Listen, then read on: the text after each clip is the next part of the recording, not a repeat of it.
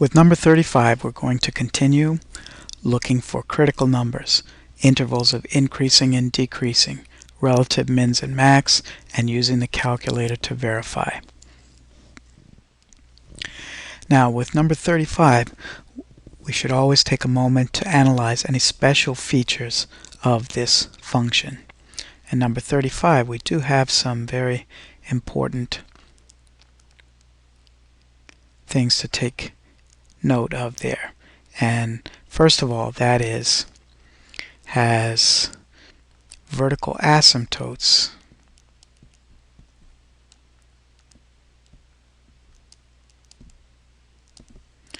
at x is equal to plus or minus 3. Now, because those are vertical asymptotes, they cannot be critical numbers, but they are still going to affect the way we analyze the function. So, having done that slight bit of preliminary analysis, we'll go on and do our derivative, and I would use a quotient rule here, although there are other ways that it could be done. So, low d high minus high d low over low squared.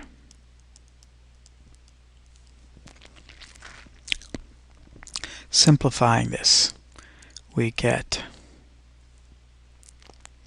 2x to the third minus 18x minus 2x to the third over x squared minus 9, quantity to the second power, and those cancel, 2x cubes cancel, and we're left with negative 18x over x squared minus 9 to the second power. A rational function is 0 when its numerator is 0. The numerator is 0 when x is equal to 0. That's our one critical number. We don't count the plus or minus 3 in the denominator because we've already identified them as vertical asymptotes. So we're going to go ahead and make our sign chart. For vertical asymptotes, I put in a dashed line, and then the critical number is at 0.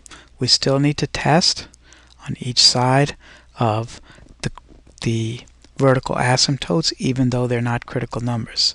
So negative 4, negative 1, positive 1, and positive 4. Looking at our derivative, we can see that the denominator will always be positive because of the square there, and except where there are vertical asymptotes, and the numerator is negative to begin with. So whenever x is negative, the numerator will be negative times negative, or positive. Whenever x is positive, the numerator will be negative times positive, which is negative. And so we'll get something that looks like this. And we'll go ahead and do our analysis on this. We have increasing. The function increases from